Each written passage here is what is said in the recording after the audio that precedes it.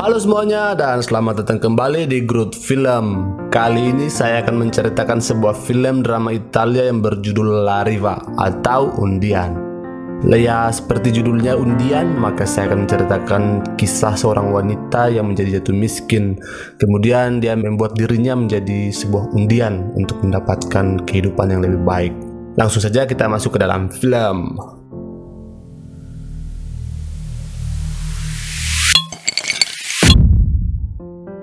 Film dibuka dengan adegan tokoh utama bernama Francesca yang terlihat dalam keadaan syok setelah mendengar berita buruk di telepon.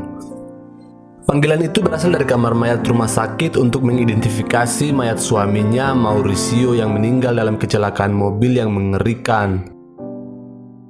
Malam itu ia ditemani Caesar untuk pergi melihat suaminya. Dalam perjalanan ia melihat mobil suaminya telah hancur di pinggir jalan. Sementara suaminya Mauricio kini telah berada di kamar mayat sebuah rumah sakit. Begitu Francesca mencapai rumah sakit dengan mantel bulunya yang mahal dan melihat suaminya, ia menyadari bahwa hidupnya telah berantakan dan ia tidak akan menjadi kaya seperti dulu lagi. Francesca juga berpikir tentang apa yang akan terjadi pada bayi perempuan mereka, Giulia. Bagaimana ia dan bayi perempuannya dapat bertahan di dunia yang kejam ini. Sejak hari pemakaman suaminya, Francesca yang ditemani ayahnya merasakan niat buruk sahabat-sahabat suaminya yang kaya terhadap dirinya. Karena Francesca masih muda dan menjadi simbol kecantikan pada saat itu. Setelah pemakaman, saat itu ayah Francesca akan pulang. Ia menawarkan Francesca untuk pulang bersamanya. Namun Francesca menolaknya. Francesca berpikir ia masih harus mengurus perusahaan milik Mauricio yang ditinggalkan. Keesokan harinya Francesca terlihat berada pada kantor Mauricio bersama Caesar temannya. Caesar juga adalah penasihat hukum bagi perusahaan Mauricio. Di kantor, Caesar menyampaikan kabar buruk. Caesar mengatakan suaminya telah meninggalkan Francesca dengan hutang yang begitu besar pada bank. Karena Francesca tidak membayar cicilan asuransinya sejak beberapa bulan terakhir, maka Francesca tidak akan memiliki uang asuransi untuk membayar semua hutang yang dibebankan padanya. Bahkan ketika sebuah pondok yang ingin dijualnya pun akan disita oleh bank. Sialnya lagi rumah tempat ia tinggal selama ini hanya disewa. Francesca yang masih berduka kini harus menghadapi cobaan hidup yang menimpanya. Di sisi lain, ibu mertua Francesca memutuskan hubungan dengannya setelah Mauricio meninggal dan ia tidak membantu Francesca secara finansial. Suatu ketika Francesca ingin mengakhiri hubungan kerja dengan pembantu rumah tangganya, Rosario, di mana Rosario telah menjalankan pekerjaan rumah selama beberapa minggu dan Francesca tidak memiliki uang untuk menggaji Rosario. Uang Francesca hanya tinggal sedikit dan dipakainya untuk bertahan hidup. Namun Rosario menunjukkan rasa berterima kasih dan mengatakan bahwa ia tidak akan meninggalkan Francesca di masa-masa sulit itu. Ia memberitahu Francesca bahwa ia tidak akan mengenakan biaya sepeser pun untuk pekerjaan yang ia lakukan mulai pada saat itu. Francesca merasa senang melihat seseorang yang mendukungnya melewati hari-hari buruk yang sedang menimpanya.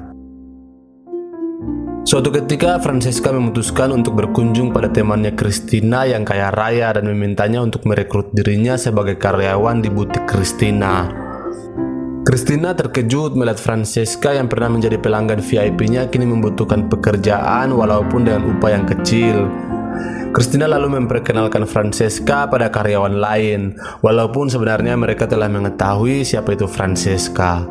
Francesca tidak malu menjadi pekerja biasa dari seorang wanita kaya yang adalah temannya.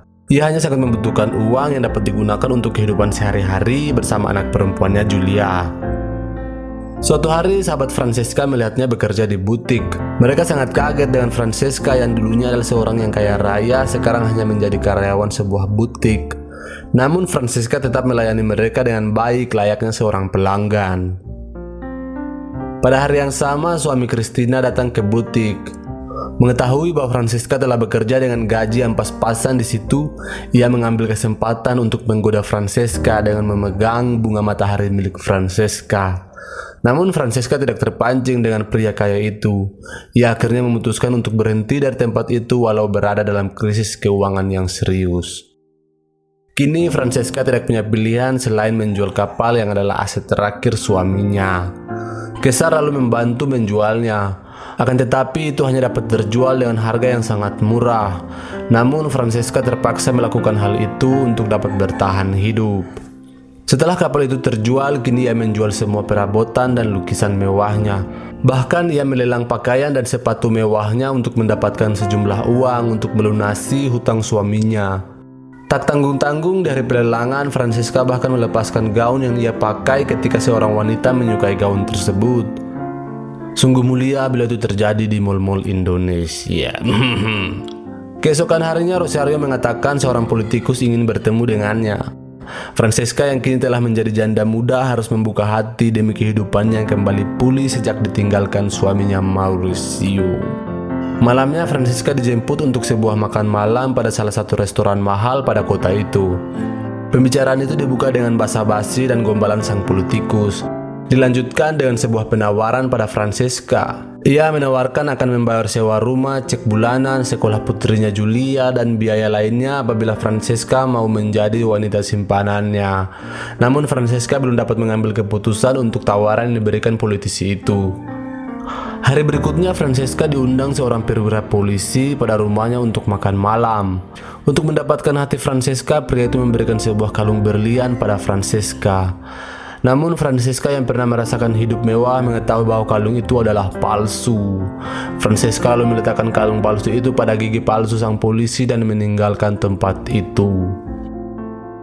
Kemudian Francesca mengunjungi rumah temannya dan menceritakan hal itu. Saat itu suami Carla memanggil Carla untuk melihat anak mereka. Francesca lalu melihat mantel bulu di lemari pakaian Carla yang persis seperti yang ia miliki. Ternyata itu benar-benar mantel bulu asli milik Francesca yang dijual di pelelangan. Serena mengungkapkan bahwa Carla memiliki seorang teman yang membeli mantel itu dari lelang yang dibuat Francesca. Carla mengatakan bahwa ia meminta temannya untuk menawar mantel itu agar mendapatkan harga yang lebih murah. Francesca menyadari bahwa teman-temannya menikamnya dari belakang dan kini ia merasa telah kehilangan kepercayaan pada semua orang di sekitarnya. Ketika malam, diam-diam Francesca meminta suami Carla untuk datang ke rumahnya. Francesca mengajak Sandro masuk dan mengatakan padanya bahwa ia kesepian sehingga membutuhkan belayan kasih sayang. Maka suami Carla menjadi orang yang beruntung untuk dapat memetik bunga matahari milik Francesca. Tepat ketika Sandro merasa telah berselingkuh dengan teman istrinya, Francesca membuat langkah pertama dengan menyuruhnya untuk membeli mantel bulu untuknya. Ketika Francesca menentukan detail mantel, tampaknya ia menginginkan mantel yang dulu dimilikinya dan sekarang istri Sandro memilikinya. Namun Sandro menolak hal itu. Francesca mengancamnya demi mendapatkan mantel itu dengan cara apapun, atau ia akan menceritakan tentang perselingkuhan rahasianya kepada Carla. Keesokan harinya datang kiriman mantel bulu yang baru ke rumah Francesca. Saat itu Serena juga melihat kedatangan mantel bulu pada Francesca. Francesca lalu menjual mantel itu ke penjahit dengan harga yang sangat mahal. Dengan uang itu ia membayar iuran sekolah putrinya dan membayar sewa rumah 1 tahun. Sisanya Francesca membeli mobil bekas yang murah untuk keperluan sehari-harinya. Carla mengetahui bahwa suaminya telah membelikan Francesca mantel bulu yang mahal dan itu masih akan dicicil setiap bulannya. Carla segera bertindak dengan datang ke rumah Francesca. Carla lalu meminta Francesca untuk mengembalikan mantel itu padanya. Namun Francesca memberitahu Carla bahwa ia telah menjual mantel itu dan telah menghabiskan semua uang untuk keperluannya. Carla menjadi sangat marah dan mulai mengungkapkan rahasia gelap mendiang suami Francesca, bahwa tanpa diketahui Francesca, selama ini Mauricio telah berselingkuh dengan wanita lain selama 1 tahun. Francesca menjadi sedih dan merasa dikhianati suami yang dicintainya itu. Setelah melewati malam dengan dihantui kata-kata dari Carla, keesokan harinya Francesca segera menuju tempat tinggal selingkuhan mendiang suaminya. Ia ingin mencari tahu apa yang ada dalam diri wanita itu yang tidak dilihat Mauricio pada Francesca. Wanita itu mengungkapkan bahwa ia ingin Mauricio meninggalkan Francesca dan menikahinya sebagai gantinya. Tetapi Mauricio memilih Francesca dan putrinya daripada wanita itu. Meski demikian, Francesca tetap kecewa dengan mendiang suaminya yang telah berselingkuh di belakangnya. Dan hal itu diketahui semua sahabatnya kecuali dirinya. Setelah mendengar hal itu, Francesca lalu meninggalkan tempat tersebut. Kemudian ia menghancurkan semua foto bersama suaminya dan melepaskan cincin pernikahan mereka. Francesca yang telah kecewa membuat sebuah tindakan pelampiasan. Ia membuat sebuah sayembara undian dan hadiahnya adalah dirinya. Kemudian ia meminta Kaisar untuk mendekati pria dari kelas elit untuk ikut dalam undian itu, sekaligus mengurus dokumen setiap peserta yang akan mendaftar. Francesca tahu keburukan setiap pria di kota itu dan mereka adalah pemangsa lapar. Mereka bersedia membayar berapapun untuk mendapatkan Francesca. Ia menyiapkan 20 slot bagi 20 pria yang mau mendaftar. Dalam undian itu, setiap peserta harus memberikan 100 juta lira untuk mengikuti undian. Ia juga mengumumkan bahwa nama-nama dari 20 peserta akan dirahasiakan. Siapapun yang memenangkan undian akan memenangkan Francesca selama 4 tahun sebagai properti pribadinya dan akan memiliki hak penuh untuk melakukan apapun yang ia ingin lakukan dengan Francesca. Francesca juga meminta Kaisar untuk menyebarkan berita itu secara diam-diam. Segera berita undian Francesca beredar di seluruh kota. Hingga berita undian itu sampai pada telinga ibu mertua Francesca. Ibu mertua Francesca beranggapan bahwa Francesca tidak menghormati keluarganya. Namun Francesca tidak memperdulikan ibu mertuanya. Karena selama ini ia bahkan tidak membantu Francesca ketika ditinggal suaminya Mauricio. Francesca lalu memperingatkan ibu mertuanya untuk tidak terlibat dalam bisnisnya itu. Di hari pertama, Francesca bertemu dengan politisi yang dengan terang-terangan mengatakan bahwa ia akan memenangkan undian yang dibuat Francesca. Bukan hanya pria yang mendaftar dalam undian tersebut, akan tetapi wanita selingkuhan Mauricio juga ikut dalam undian itu. Kira-kira tujuannya apa mengikuti undian tersebut? Di sisi lain ada beberapa peserta yang telah mendaftar ingin bertemu dengan Francesca. Ada yang ingin melihat tubuh Francesca, ada yang ingin melihat Francesca menggunakan baju pengantin apabila memenangkan undian, dan juga ada seorang pria kere bernama Antonio berpura-pura ditabrak oleh Francesca. Saat Francesca menolong Antonio, ia mencoba melancarkan misinya dengan modus ingin menyelami bunga matahari milik Francesca. Ketika itu Antonio berpura-pura kembali pingsan di lantai. Lalu dengan ide cemerlang Francesca memberi Antonio aroma bunga matahari untuk menyadarkan Antonio. Singkat cerita, akhirnya Francesca mengetahui modus yang dilancarkan Antonio itu. Di tempat lain, ternyata Kaisar ingin memanfaatkan undian yang dibuat Francesca. Kaisar memberikan informasi pada para peserta bahwa Francesca menginginkan 300 juta lira. Namun sebenarnya Francesca hanya menginginkan 100 juta lira. Suatu ketika, Francesca mengetahui bahwa suami dari sahabatnya Serena juga ikut dalam undian tersebut. Francesca tidak ingin persahabatannya dengan Serena berakhir, maka Francesca menemui suami dari Serena untuk memintanya mundur dari undian berhadiah tersebut. Namun hal itu sia-sia karena suami Serena mengatakan bahwa sebagian dari peserta yang ikut dalam undian itu juga adalah teman Francesca.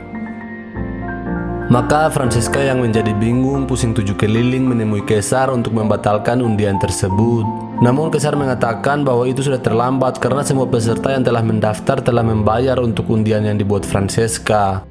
Suatu ketika berita undian yang akan dilakukan Francesca dan Kaisar bocor ke kepolisian. Polisi langsung menggeledah tempat Kaisar bekerja dan menyita beberapa barang bukti berupa data-data para peserta sebanyak 19 lembar. Tak lama berita penggeledahan kantor Kaisar oleh kepolisian terdengar oleh para peserta. Mereka lalu berkumpul demi mencari jalan keluar demi terhindar dari kepolisian. Namun apabila tidak ada jalan keluar, mereka telah pasrah ditangkap pihak kepolisian. Saat Francesca dipanggil kepolisian untuk dimintai keterangan, Francesca berdalih bahwa semua cek yang diberikan adalah bantuan dari teman-teman mendiang suaminya untuk melunasi hutang yang menimpa Francesca. Dan sebagai rasa berterima kasih pada mereka, ia akan membuat sebuah undian dengan hadiah berupa kapal pesiar yang telah disiapkan oleh Kaisar. Mendengar penjelasan dari Francesca, polisi lalu percaya dan tidak melanjutkan pemeriksaan pada para peserta undian. Para peserta undian sangat berterima kasih pada Francesca yang telah menyelamatkan mereka dari jerat hukum. Mereka lalu berkumpul pada sebuah ibadah di gereja. Hari itu mereka mengikhlaskan uang pendaftaran yang telah diberikan pada Francesca sebagai rasa terima kasih telah selamat dari jerat hukum. Dan mereka hanya ingin segera mengadakan undian yang akan dilakukan Kaisar dengan hadiah kapal pesiar tersebut. Di tempat lain, Francesca telah berada di bandara dan akan segera meninggalkan kota tersebut bersama Rosario dan putrinya Julia.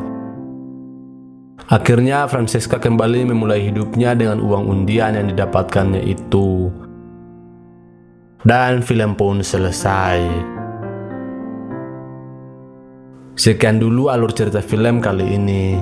Jangan lupa like, komen, dan subscribe. Sampai jumpa, bye-bye.